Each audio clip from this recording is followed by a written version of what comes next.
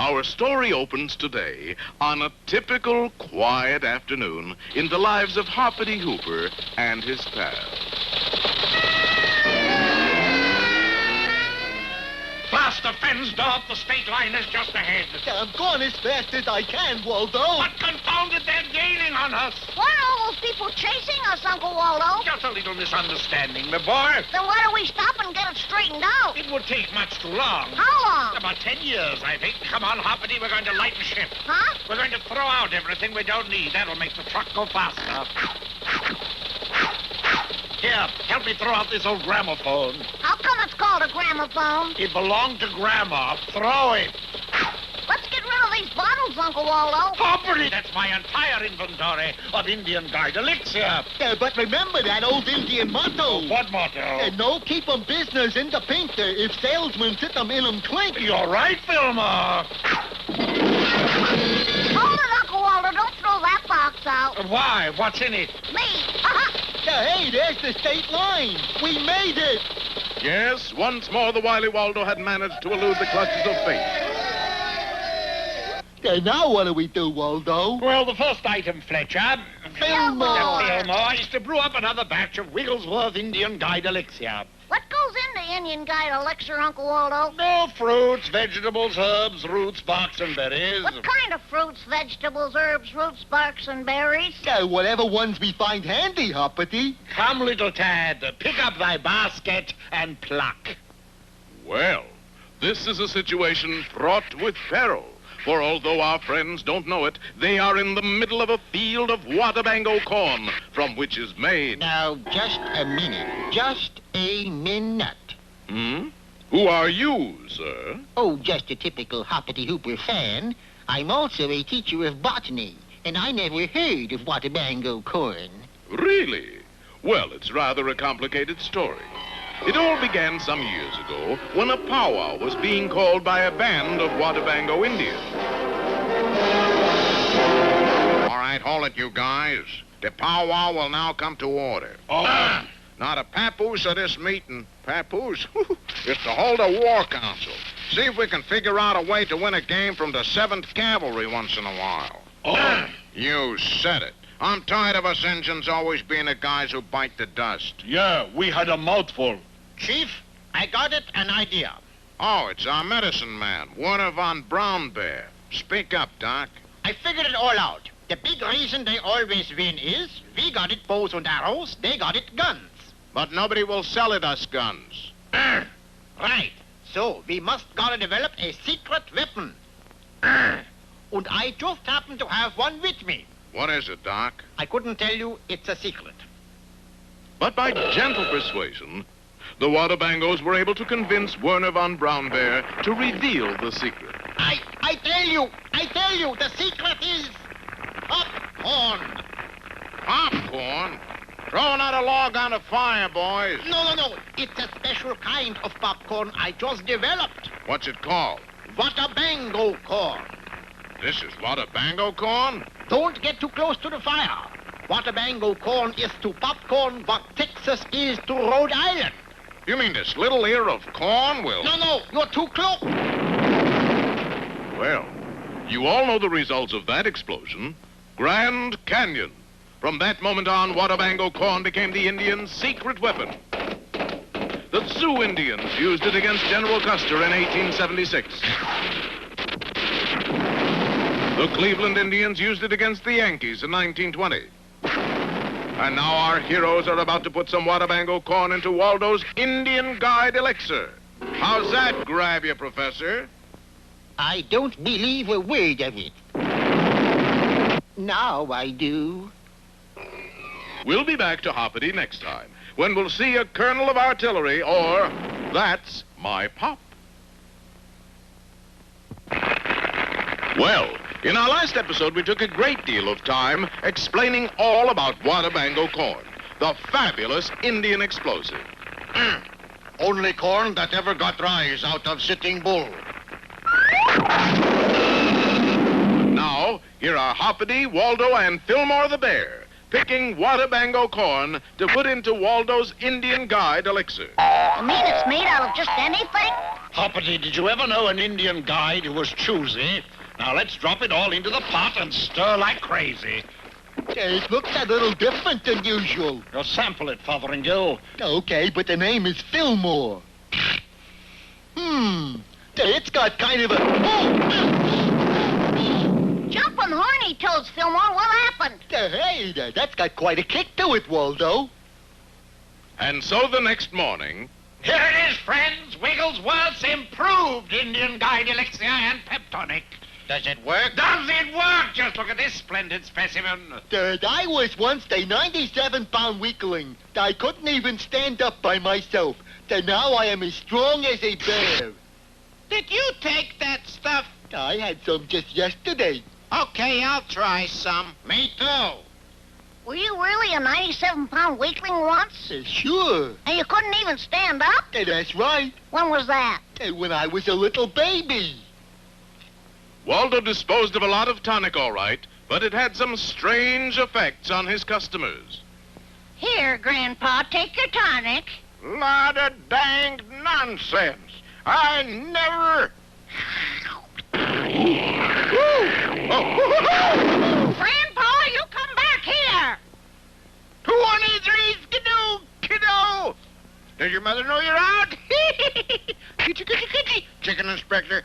Oh, you kid. Yee-hoo! Grandpa, that stuff's too strong for you. You're right. But while it lasts. Whee!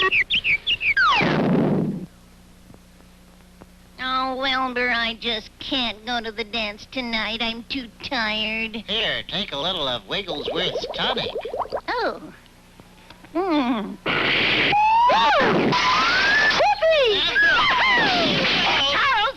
Charleston, oh, Fodiodo, razzmatazz. Oh, play that. Please. It's a bear, it's a bear, it's a bear. Hey, hey. Early the next morning, our friends had visitors. Well, good people, back for refills. Refills my foot. We want our money back. This stuff is liquid dynamite. I took 2 spoonfuls and wrecked my apartment. I fed some to my cat, and look at me. Gee, where's the cat? There he is. All right, you fellas, I'll give you just 1 minute to get out of town or I'll run you in. 1 minute. Gee, Uncle Waldo, that new elixir is a bust. It sort of blows people up. Is that what they mean by the population explosion? Never mind. We'll go somewhere where we're appreciated. I don't think so, Waldo. Huh? We're out of gas.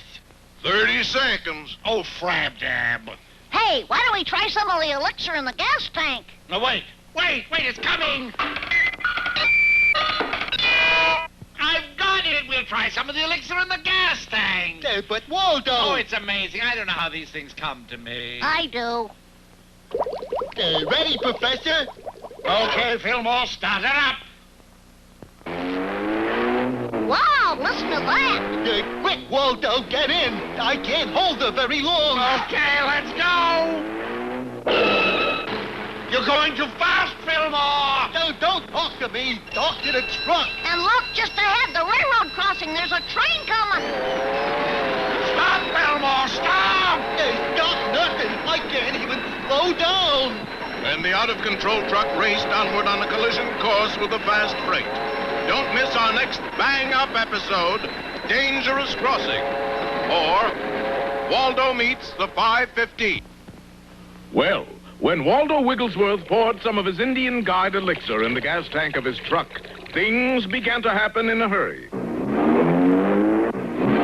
next thing our heroes knew, they were traveling at a frightening speed, right toward the railroad crossing. And to make things worse, a fast freight was headed for the same place. Slow down, Fillmore. I had my foot on the brake ever since we stopped. Well, the freight train reached the intersection first. We're doomed. No, look, some of those freight cars have their doors open. Did I hit you easier that way? Fillmore, after that loading ramp. And the truck zoomed up the loading ramp and right through the open doors of a passing freight car. That's how to do it. But you gotta be awful quick. Hoppity, we escaped disaster thanks to your perspicacity. Yeah, thank Mr. Cassidy for me, too. Well, it feels as if we're riding more smoothly now, Fensdorf. That's because we're only hitting every third bump. Well, I know what will stop us. You got a brick wall in your pocket? Even better, look here. It's an anchor. There's a souvenir of my days with the Oyster Bay Sailing, Clam Bait and Pinochle Club. I just tie the end of this rope to the truck and heave home the hearties.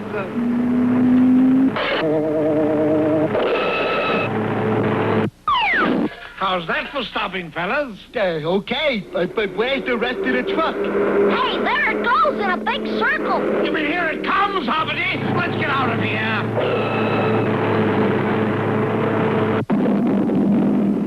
Well, that tears it. Yes, gentlemen, we've made automotive history today. How? It's the first time a truck ever ran into itself. Did we get his license number? Fortunately, it did not destroy our newest claim to fame. Claim to fame? My new elixir, of course. We have here a totally new concept in automobile go power. I see what you mean. I don't. Well, you will see when I mention the magic words, auto racing. Hey, you're right. I do see. Almost as quickly as that, Waldo was making a deal with a race car driver named Leadfoot Lou Keller. This stuff better be good, Charlie, because this bucket I'm driving can't do 50 with the wind behind it. Leadfoot, I promise you performance such as you've never had before. Waldo was right. When the starter's flag went down, Leadfoot Lou leaped into the lead and roared down the straightaway far ahead of the other cars. Straight and true as a bullet he went. Unfortunately, the track was curved.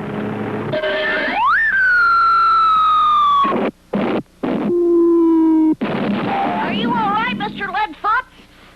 Where's that Wigglesworth character? No, Leadfoot, I merely promised you performance such as you've never had before. I didn't say you'd like it. Gee, Uncle Waldo, what we need is a track that's straight. That's it, Hoppity. You've hit the nail on the head. I have? A straight track. I see what you mean.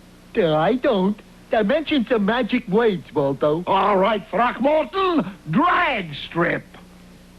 It worked again. Wow, look at those cars. Those are cars? They're drag racers, and they all use special fuel. Our fortune is made. But it wasn't to be as easy as all that. Observe, gentlemen, a superb triumph of the petrochemical art. But I just need a volunteer to... You mean you want some squirrel to tip the can with that nitro and make a bonsai run? A real wheelie-dealie? What language is that, Hoppity? I think that's drag talk, Fillmore. It sounds like double talk to me.